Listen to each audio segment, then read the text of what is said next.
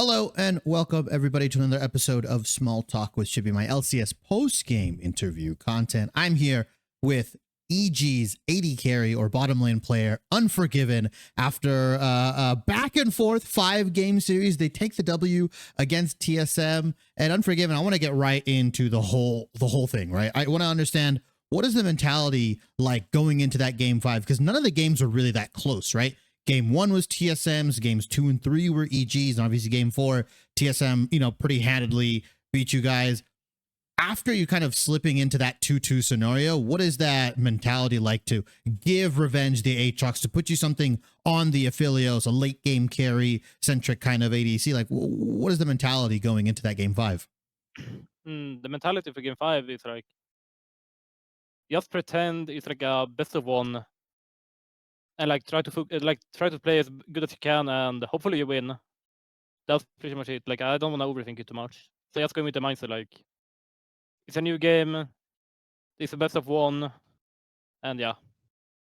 Did you guys kind of feel like you figured TSM out a little bit, right, as the game kind of went on and as the series went on? Because it felt like the game plan was to really bully Hanser in that top lane, right? To really look to kind of get Revenge in that isolated 1v1, to get him into a spot where he can carry kind of along with Jojo. And you were kind of, in my opinion, used as kind of late game insurance, right? Like if everything goes wrong, Unforgiven might be able to carry this given the right champion. Was that your guys' strategy going in, or was that something you guys kind of figured out as the series went on, that, hey, Hanser's their weak point, he's going to default to like tanks and stuff like this, let's get Revenge a carry orientated pick? Yeah, I think that was pretty much the game plan, and I just know like everything in a bottom lane matchup, I will be able to like handshake at worst. So I just draft for comp and just pick out everything's best and just win the game. Pretty much. Were you surprised that it went to 5 games, right? I mean, I think TSM is a team that a lot of individuals said the record that they're at does not reflect their strength. Did you guys kind of feel that way, or were you surprised that it went to 5 games? I think everybody was expecting a 3-0. Obviously, you guys are very confident coming into the series. Like, how did that kind of, take you guys? I think probably everyone expected on the team to pretty much go like 3-0, at the worst maybe 3-1. Yeah. I'm a bit surprised that like it was this close. But I feel like when we are playing good, we also a way better team.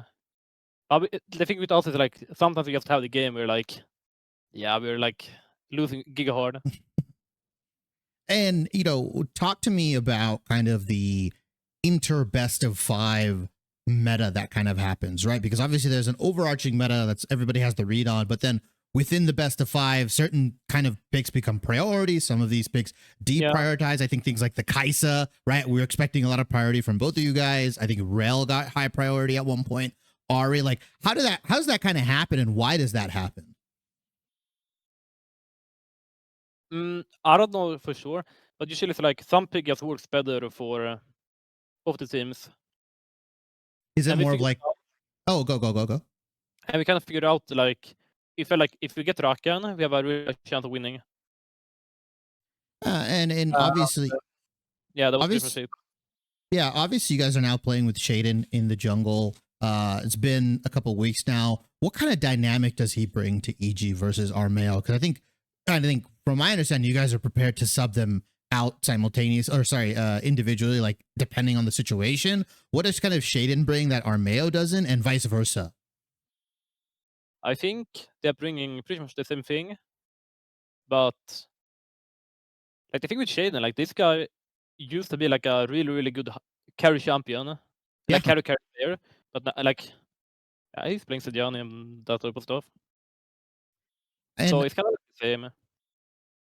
And Unforgiven, I feel like there's been a lot of disrespect towards you in regards to rating you as a player, rating you as an ADC. Obviously, you came over from Europe on Mad Lions. You were very, very successful, one of the rising prospects in that role. Then you kind of rotted away in Academy a little bit. You weren't allowed to kind of play at the tier 1 level.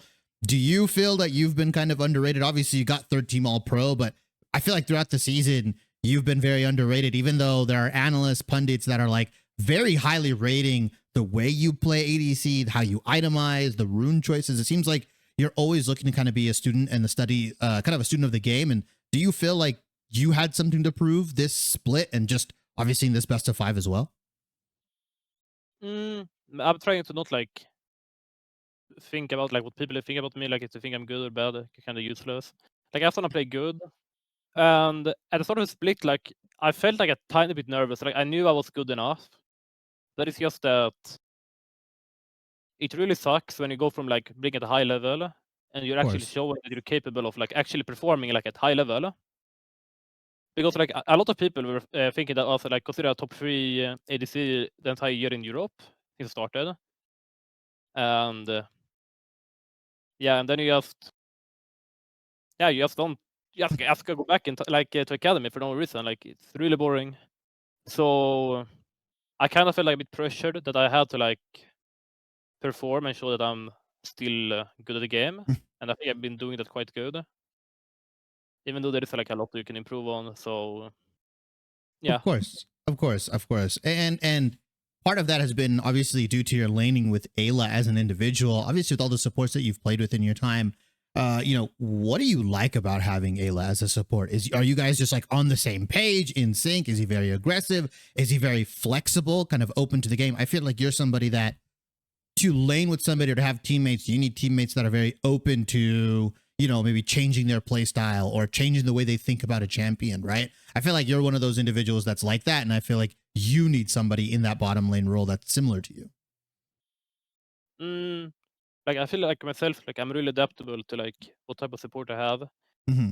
Like if I feel like it's better to like just play like more safe and play to survive to win, like I'm fine doing that.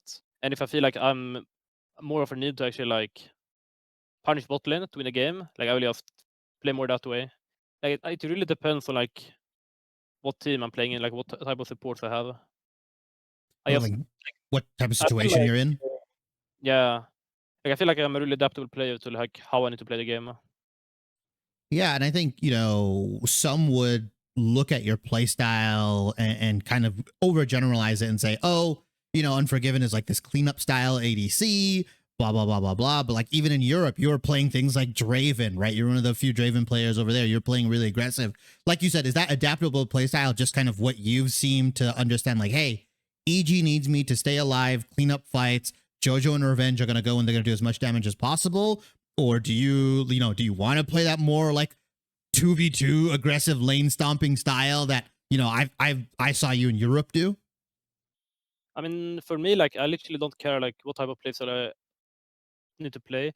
Like what I find important is just winning and like feeling like I'm performing well. So I will just adapt to what I find is the best for the team. So yeah, that's pretty much what I decided to do. Because in Europe, like we like to really play for the early game with a lot of the picks in my alliance. So then like Draven Kalista that we play sometimes actually made like more of sense. And yeah. And it also depends a lot on meta, like what I think is good and what I think is bad. So that's pretty much it. I want to And talk also, about like, you. I remember like at the Worlds, like I even adapted to my team that I just thought Seraphine is broken for the team, so I was literally playing Enchanted as well for the team. So I don't really care like what type of playstyle I'm playing. I want to talk about you kind of being a student of the game and always kind of looking, like you said, being adaptable. How much time do you put outside of the game, like looking at builds, talking to other individuals, whether it be your coaches, personalities outside of your team? Like, how much time are you really looking at like itemizing, optimizing builds, and looking at things like runes and stuff like that? Because even I believe on Kaisa you've been taking Ingenious Hunter, which makes sense because if you're using Ludens, it reduces the cooldown of Ludens and so on and so forth. Is that how much time do you really put outside of the game? Because I feel like you're one of the rare individuals, at least in NA, that does that as a player. And I feel like the issue is just in a lot of pro play. Like I feel like people are just troll building for fun sometimes. Like I don't know reasoning behind it. But I usually don't think too much about item. I just play the game and like I try to like I just use my brain and like feel like if they have a lot of AP, like more makes sense, You don't lose damage on it. Like if they have a lot of melee, if you go like Hurricane, like it's just use the brain a bit and just play a lot and just get the feeling of like what items is good. And then sometimes I like talking to like people that are smart because their item builds and getting their type of IDs. But I don't fully like listen to everything they say. Like I try to like involve my brain as well into what they're thinking. So I don't want to like just blindly listening to everything they're saying. Like for example, like the Kai'Sa thing. Like I remember Ellis was telling me like it's good, and I was like, it kind of makes sense, at least in competitive. Because yeah, like everything else is kind of like useless. You don't need it, so it just makes sense. Final question here. Obviously, you've taken the best of 5 series against TSM. You're looking to, you know, make some rounds against Cloud9 and Golden Guardians. Is there any team in particular that you're kind of looking out for that you really want to beat? Right? Is it Cloud9? Do you want to like kind of expose anybody in the bot lane? Is there any team that you really have your kind of eyes dead set on beating? I mean, there's one team that I want to like actually play against in playoffs. Like I would like really like to play against 100 Thieves. That would be fun to play against. But I don't think we're gonna end up playing them. Because they're like in the bottom bracket and they're not looking too strong right now unless they're like improving a lot. So I don't really care like who I play against. It's Fair just that enough. I really want to play against. Fair enough. That makes sense. The grudge match. Any final message to the EG fans that may be watching? Well, I thought I'd like thank you for like supporting us, and even though we are really horrible from time to time, like we have like really good games sometimes and sometimes really bad. So it's really nice to like keep being fans, even though we are really bad sometimes.